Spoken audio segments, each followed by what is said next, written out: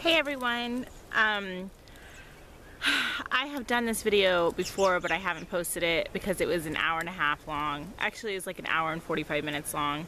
So I decided that it was too long because I wouldn't want you guys to sit through that long of a video. So I'm going to try to scrunch this video into 20 minutes or less, like most of my other videos. I wanted to tell you guys Derek and mine's story because I thought in the future it would be a good idea for him and I to do a video on just really solid tips that we've learned over the years on how to really just get along with your spouse, especially in confined spaces and when there's really just no other option like running away. So I'll try to just hit the highlights of our story instead of going into detail. But Derek and I met at the mall when we were 18 years old. I hit on him and he gave me his phone number and it kind of just hit off from there. We hit a bump in the road a couple weeks after that because he had slipped up with his old fling and it sucked a lot, but not too bad because I was on the rebound. We had both just broken up with our boyfriend and girlfriend like days or weeks before we met. So it was all really fresh and we were just kind of each other's rebounds. Anyways, our relationship was actually pretty good for the first, I don't know, 2 months maybe. We moved in together while I was still in high school, and we pretty much really got to know each other then, and things just blew up from there. Our relationship was the epitome of an unhealthy relationship. We were physical with each other, physically abusive. We were verbally abusive. And when I say physically abusive, I mean we would leave bruises on each other, and if someone else was there, the cops would be called and we would both be put in jail, kind of thing. I have thrown things at him that have busted, and I've whipped out knives on him. I have pretty much done it all the crazy physical abuse that you possibly could do to a spouse, and he's done it to me too.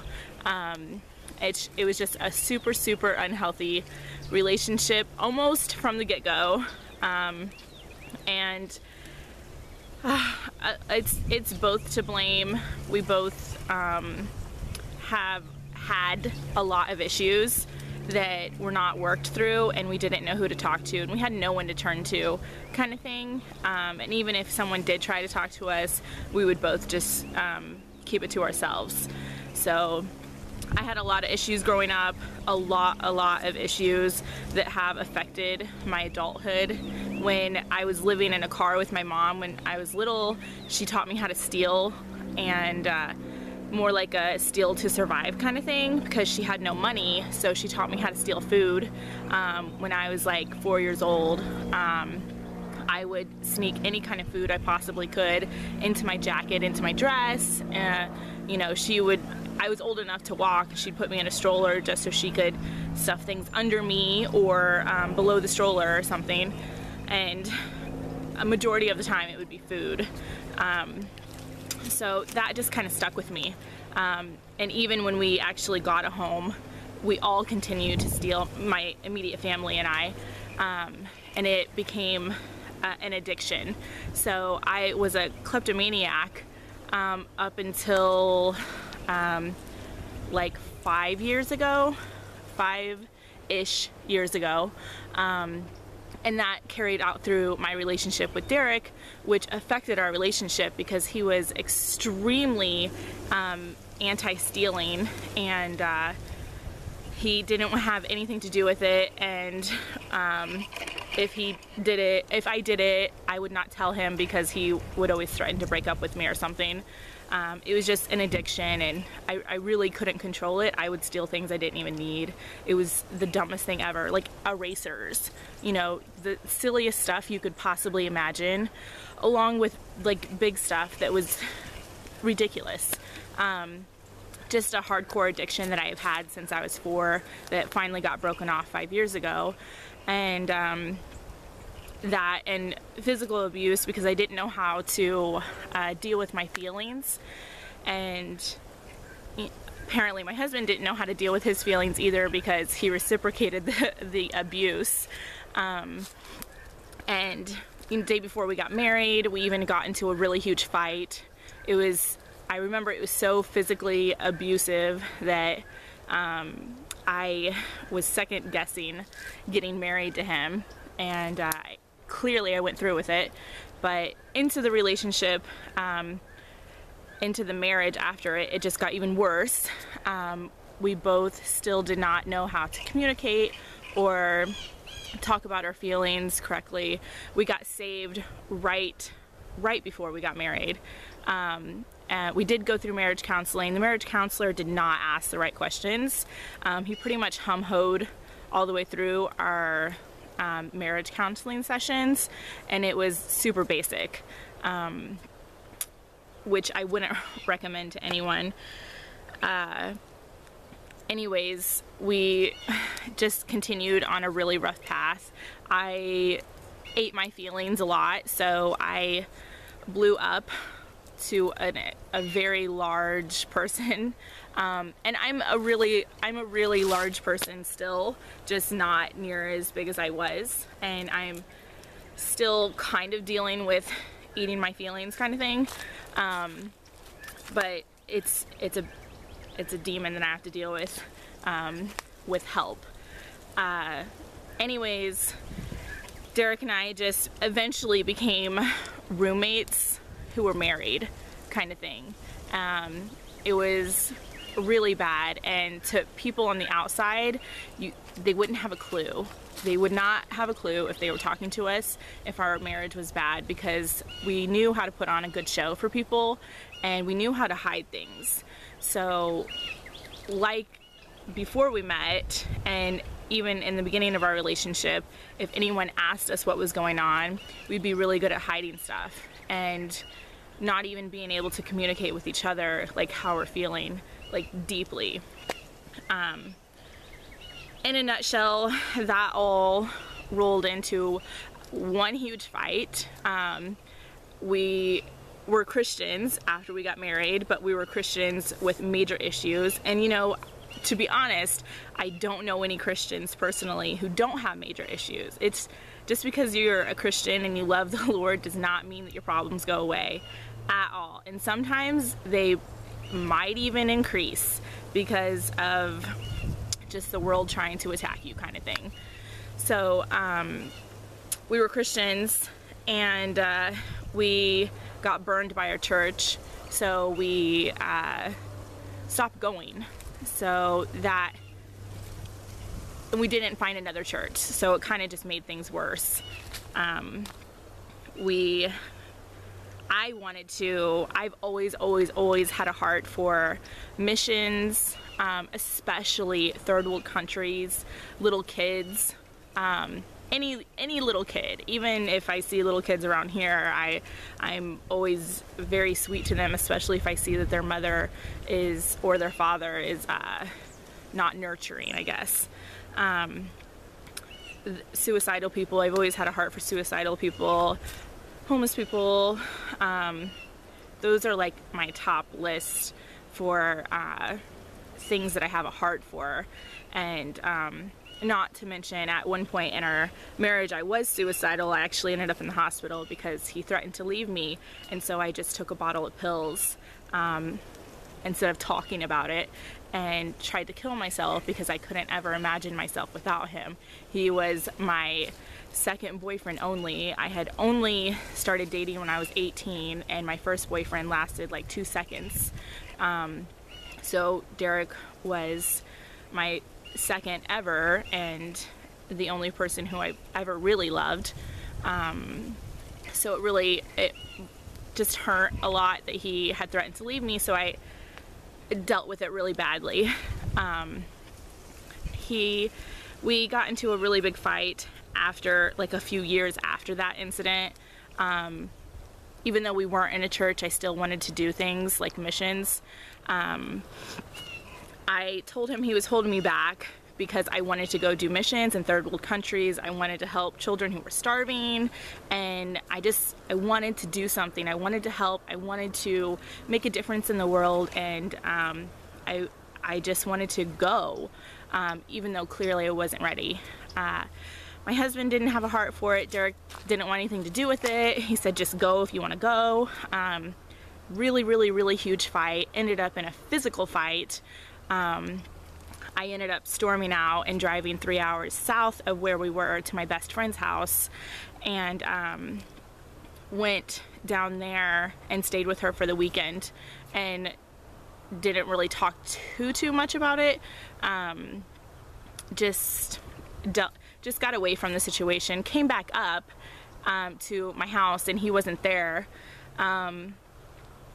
Long story short, he went to his friend's house who has a roommate who's a female, and talked with her about how he was feeling, and things got physical. So he ended up cheating on me with her, and he felt like he had messed up so badly he couldn't come back. So that was just how that started. He ended up not coming back for quite a while. He stayed with her for like four or 5 months, and lived with her, and we eventually started talking. I got my life in order to an extent. I did have a guy that I used to attempt to make him jealous. It didn't really work, but he broke it off with her, and we moved to California. I told him I wanted to just leave and get out of the state, and so he dropped it with her just because he wanted a ride to California. And so we went there, and it was horrible. It was the worst trip ever. I was a better person in some ways because I really, during that time he was not with me, and with her, I really dove into the Word and getting my life right, and just thinking about all the stuff that had happened that was my part in my actions that had caused this to escalate and caused that to happen. So I acknowledge that I definitely had a part in him doing that. And anyways, the trip to California was awful. Awful. I yelled at him the whole way. I screamed at him. I probably even got physical to an extent, probably not as bad as I was. I maybe punched him here or there.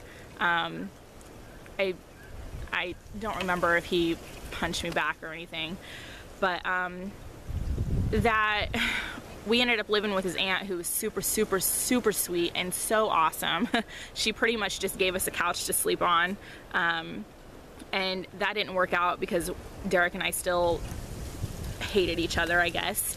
And so he moved up northern California with his dad, way up north, like very far.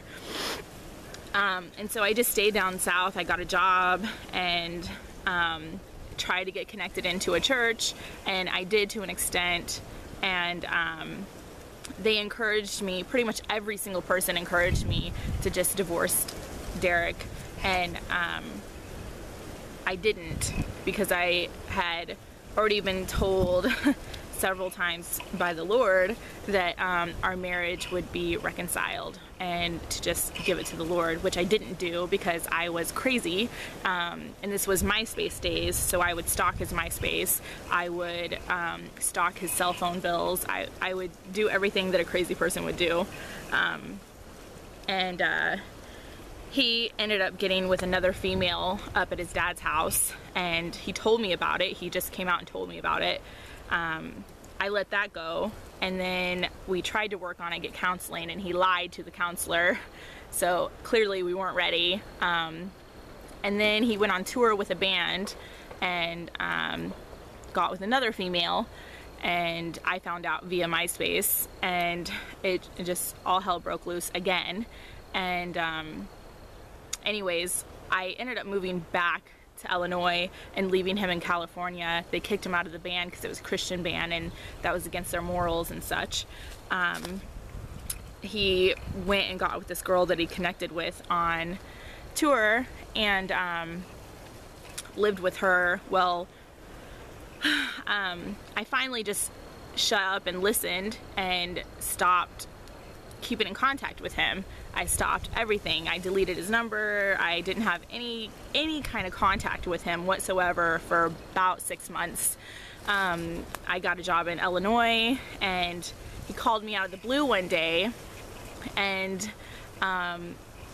pretty much asked me for his forgiveness, asked me for my forgiveness, and he asked me to move back out to California so we could work on things. I did. We met for the first time again at a Christian concert at his church. He enrolled in Bible school, which was a huge help to him getting back on the right path and helping our marriage. So we got real counseling that time, and things only got better from there. So we were almost apart. We were apart for almost 2 years.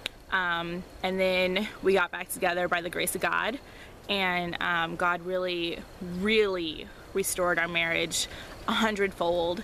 I had stopped stealing by then and totally cut it off. I actually felt horrible at all if I would even like accidentally take a pen from my work. I would feel so bad, and that feeling still carries on with me. There's just I don't know, it's just so cut off from my life, and I'm such a different person from then, and so is he, that we're like night and day. If we were to see our old selves, we would probably just sit them down and talk to them and really have a good conversation with them. I think what didn't help us was that neither one of us had an adult in our life that really nurtured our marriage and our relationship, and we didn't have a marriage or anyone to look up to in that regard. None of our parents have been married that long. They've all been divorced, and my mother was an adulteress, and you know, Derek's mom has been divorced. So it's just, you know, we never had anyone older or a real marriage to look up to. But we did get help in California. We ended up moving back to Illinois. We renewed our marriage, and through God, and everything is really good. This was about 5 years ago. This is about 5 years ago. I got pregnant almost a year after we got back together with Courage, and we got connected in a church back in our hometown, and things really just progressed from there. And actually, Derek has gone on a missions trip in a third world country before me, and really that also just changed him even more. And it's just it's insane how our marriage has gone from horribly abusive, and to us probably needed to be put in like psych wards or jail or something, to amazing enough to help other marriages. And I have left so much out of this story. I just really wanted to get it in a small clip, but God has really changed us for the better. We are both totally different people.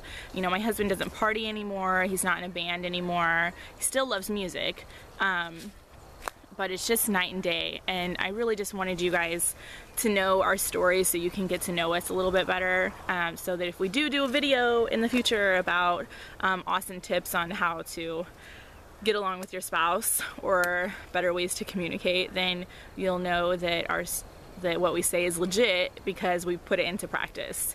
So we don't even really get into fights too much anymore, or we do yell at each other on occasion, but then we really snap out of it pretty quickly. I don't think a fight really lasts that long. Our fights in the old days used to last days. It's good. It's like night and day, and we're really just excited to be able to help other people who have either been in a situation or are in a situation like we were in, or help people who are just now married get their marriage off to the right start, because there's so many people out there that need help, and few and far people in between to actually help them. So if you are an older person and you know anyone who is younger than you who is in a marriage, even if you think it's good, everyone can always use someone older to look up to, and that's something Derek and I have always struggled with, especially in our marriage. So yeah, that's our story, and I hope you guys don't think less of us because of it, but are inspired instead, and know that what we say is legit. There's really seriously like so much stuff I left out in regards to what has happened, because it's like a good 14 years that I just crammed into 21 minutes or so. So anyways, that is the Valentine's Day story that I wanted to tell you guys a while ago, but I didn't get a chance to, and now I have a chance to. So I hope you guys liked the story. That is a real story, and I will talk to you guys later. Bye.